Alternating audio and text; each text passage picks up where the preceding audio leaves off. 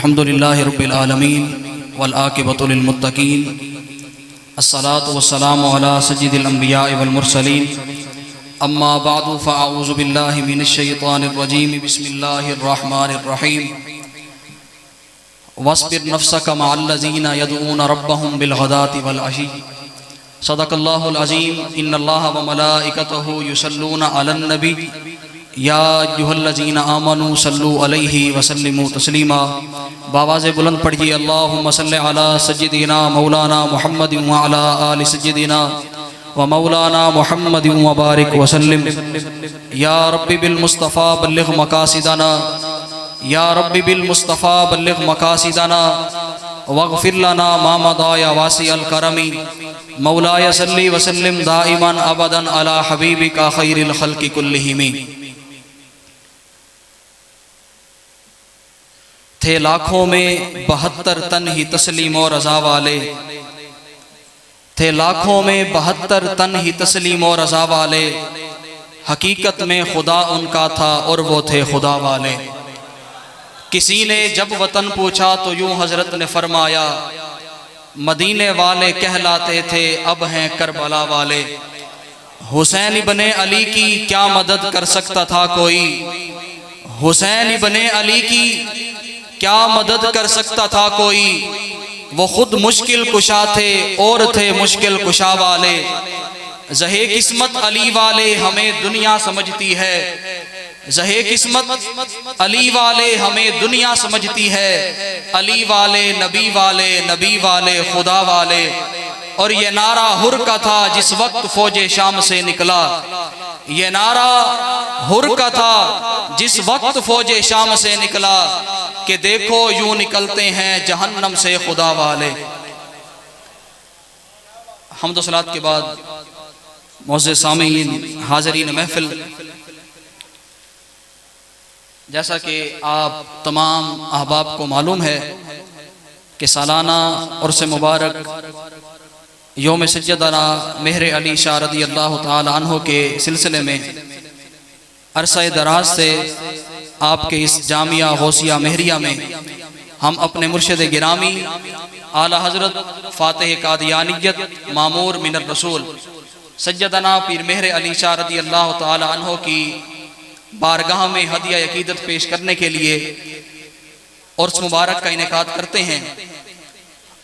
اس سال بھی اللہ رب العزت کے فضل و کرم سے یہ محفل جاری و ساری ہے۔ حضرات محترم،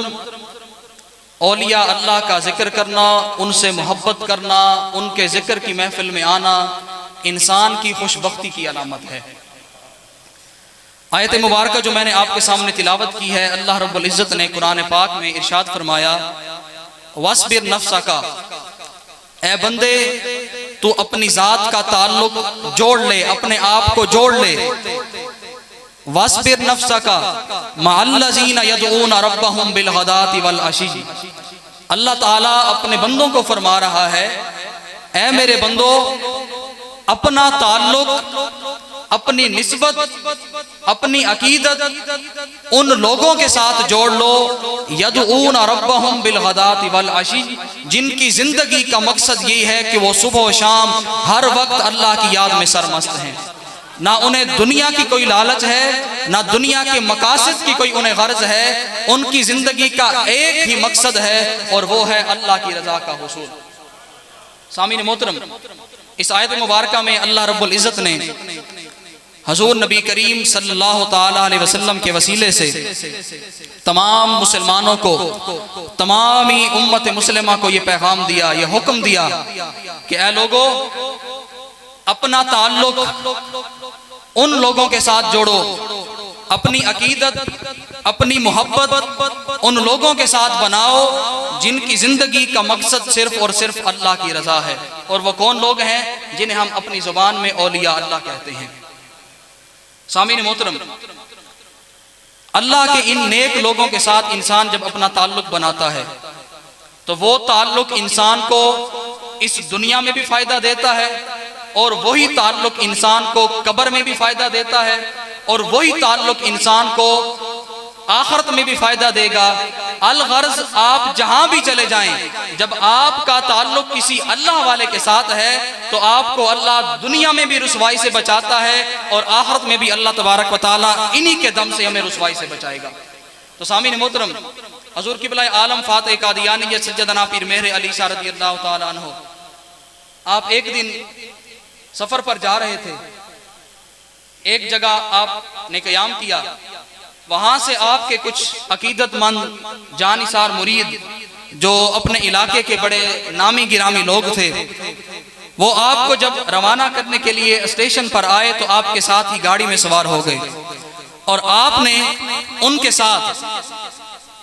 اللہ کی یاد میں ایسے وہ آپ کے اپنے مرشد کے ساتھ مصروف ہوئے کہ انہیں ٹرین کے نکلنے کا خیال ہی نہ رہا، ٹرین چل پڑی اور وہ آپ کے ساتھ بیٹھے رہے۔ جب آپ نے جس جگہ پہنچنا تھا وہاں پر آپ پہنچنے کے قریب ہوئے، جب گاڑی وہاں پہنچنے کے قریب ہوئی تو ان لوگوں نے خیال کیا کہ ہمارے پاس تو ٹکٹ ہی نہیں ہے، اب یہاں سے اتریں گے تو نیچے ٹکٹ چیک کریں گے، اور ہم نے تو اپنے مرشد کی باتوں میں اس قدر مصروف ہوئے کہ ہم تو ٹکٹ لینا ہی بھول گئے، اور اگر ہم پکڑے گئے تو ایک علاقے کا نامور بندہ ہو، ایک علاقے کی نامور شخصیت ہو تو اس کے لیے بڑی عزت کی بات ہوتی ہے، کیونکہ اس نے علاقے میں اپنی بڑی عزت بنائی ہوتی ہے۔ تو وہ اسی پریشانی میں مبتلا تھے، لیکن وہ یہ بھول رہے تھے کہ ہم جس ہستی کے ساتھ بیٹھے ہیں وہ کوئی عام ہستی نہیں، وہ اللہ کی بارگاہ میں ایک مقبول بندے کا درجہ رکھتی ہے۔ تو سامعین محترم، جیسے ہی اسٹیشن پر اترے تو اتفاقاً اس دن معمول سے کچھ زیادہ رش تھا، تو جیسے ہی اسٹیشن پر اترے وہ اسی پریشانی میں مبتلا تھے، تو قبلہ عالم سیدنا پیر مہر علی شاہ آگے آگے چل رہے ہیں اور آپ کے یہ عقیدت مند مرید آپ کے ساتھ پیچھے پیچھے چل رہے ہیں۔ اچانک اعلان ہوا، ریلوے اسٹیشن کے ملازمین نے اعلان کیا کہ مین گیٹ کھول دیا جائے، رش بہت زیادہ ہے، کسی کے ٹکٹ چیک نہیں کرنے،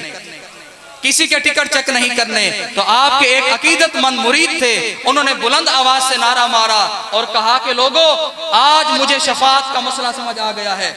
آج مجھے شفاعت کا مسئلہ سمجھ آ گیا ہے کہ کس طرح نبی پاک علیہ الصلوۃ والسلام قیامت کے دن اپنی امت کو اللہ تبارک و تعالیٰ کے عذاب سے بچا کر، اپنی امت کو سزاؤں سے بچا کر اپنی رحمت کے ساتھ آپ انہیں جنت میں لے کر جائیں گے۔ تو ان اللہ والوں کے ساتھ تعلق انسان کو بہت ضروری ہے۔ اب یہاں پر ایک سوال لوگ کرتے ہیں ہم سے کہ اللہ والوں کے ساتھ تعلق کیوں ضروری ہے؟ انسان ڈائریکٹ اللہ سے مانگ لے جو بھی مانگنا ہے، انسان ڈائریکٹ اللہ سے مانگ لے جو بھی مانگنا ہے، اللہ والوں کے ساتھ تعلق کیوں ضروری ہے؟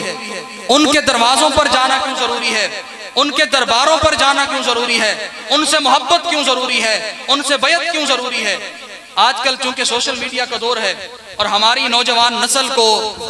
سوشل میڈیا پر نام نہاد دین اسلام کے ٹھیکیدار بنے ہوئے ہماری نوجوان نسل کو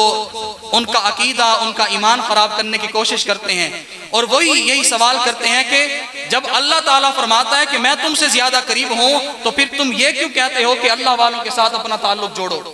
اللہ والوں کے دروازوں پر جاؤ، چشتیہ سلسلے میں مرید ہو جاؤ، قادریہ سلسلے میں مرید ہو جاؤ، نقشبندیہ سلسلے میں مرید ہو جاؤ، یہ کیا بات ہے؟ سامعین محترم، اب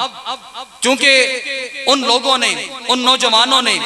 کیونکہ وہ اللہ والوں کی مجلس میں بیٹھے نہیں، وہ اللہ والوں کی صحبت میں بیٹھتے نہیں ہیں، اللہ والوں کے دروازوں پر آتے نہیں، اور جب وہ علماء کرام سے یہ سوال کرتے ہیں کہ ان کے درباروں پر، ان کے آستانوں پر جانا کیوں ضروری ہے، ان سے تعلق بنانا کیوں ضروری ہے، تو علماء کرام ان کی اس لب کشائی کو گستاخی پر معمول کر کے ان کو ہمیشہ کے لیے دین اسلام سے متنفر کر دیتے ہیں، اور ایسی باتیں، ایسا رویہ اور ایسا متشدد رویہ ان کے ساتھ اپناتے ہیں کہ وہ ہمیشہ کے لیے دین اسلام کی تعلیمات سے پیچھے ہٹ جاتے ہیں۔ بلکہ ایسا تو نہیں ہے، انہیں دلیل کے ساتھ جواب دیں، انہیں اچھے انداز کے ساتھ جواب دیں، انہیں بتائیں کہ اولیاء اللہ کے ساتھ ہم تعلق کیوں جوڑتے ہیں، ان کے درباروں پر ہم کیوں جاتے ہیں، ان کے پاس جا کر ہمیں اللہ کا قرب حاصل کیوں ہوتا ہے۔ جس طرح مولانا روم رحمۃ اللہ تعالیٰ علیہ نے اپنے ایک شعر میں اسی آیت کی خوبصورت ترجمانی کی، آپ نے فرمایا، حسر کے خواہی ہم نشینی با خدا،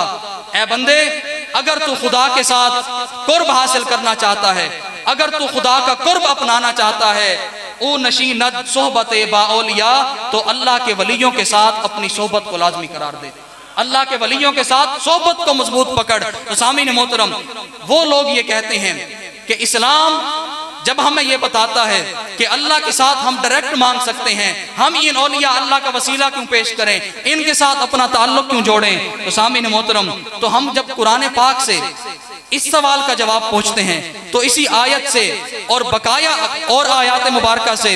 نبی پاک صلی اللہ تعالیٰ علیہ وسلم کی کثرت سے احادیث مبارکہ اس بارے میں ہے، تو نبی پاک علیہ السلام کے فرمان سے، اللہ رب العزت کے کلام سے ہمیں یہ پیغام ملتا ہے، ہمیں اس بات کا یہ جواب ملتا ہے کہ اللہ والوں کے ساتھ تعلق کیوں ضروری ہے، کیونکہ اللہ فرماتا ہے وَاصْبِرْ نَفْسَكَ، اپنا تعلق ان لوگوں کے ساتھ جوڑ جن کی صبح و شام زندگی کا لمحہ لمحہ اٹھتے بیٹھتے چلتے پھرتے سوتے جاگتے ہر وقت جن کی زندگی کا مقصد نہ دنیا کا حصول ہے، نہ دنیا کے مقاصد کا حصول ہے، نہ دنیا کے عہدوں کا حصول ہے، نہ دنیا کی انہیں کوئی لالچ ہے، ان کی زندگی کا ایک ہی مقصد ہے اور وہ ہے اللہ کی رضا کا حصول، تو یہ لوگ اپنے مقصد میں کامیاب ہو چکے ہوتے ہیں۔ ہم جیسے گناہگار اللہ کی بارگاہ تک نہیں پہنچ سکتے، تو اللہ نے فرمایا کہ اگر تم میری بارگاہ تک پہنچنا چاہتے ہو وَاصْبِرْ نَفْسَكَ مَعَ الَّذِينَ يَدْعُونَ رَبَّهُمْ بِالْغَدَاةِ وَالْعَشِيِّ، اپنا تعلق ان لوگوں کے ساتھ جوڑو جو اللہ کی بارگاہ میں صبح و شام اسی کو پکارتے رہتے ہیں،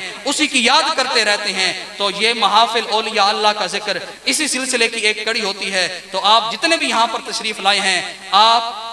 اسی سلسلے میں آئے ہیں، اولیاء اللہ سے محبت کے سلسلے میں، تو انہی اولیاء اللہ کی محبت ہمیں اسی دنیا میں بھی فائدہ دے گی، جیسا کہ میں نے آپ کو سنایا، اور اسی محبت کے طفیل اللہ ہمیں قبر میں بھی سرخرو فرمائے گا، اور اسی محبت کے طفیل اللہ ہمیں